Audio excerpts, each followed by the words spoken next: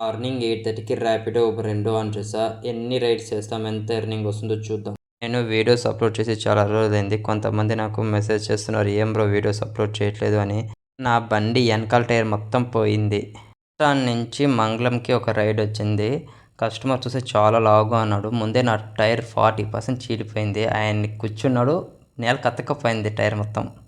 Tyre ముందే సగం పోయింది. ఆ రైడ్ చేస్తే మొత్తం పోయింది. నా దగ్గర మార్పించుకోవడానికి కూడా డబ్బులు అప్పుడు అంత లేదు కాబట్టి కొన్ని రోజులైతే ర్యాపిడో చేయలేదు.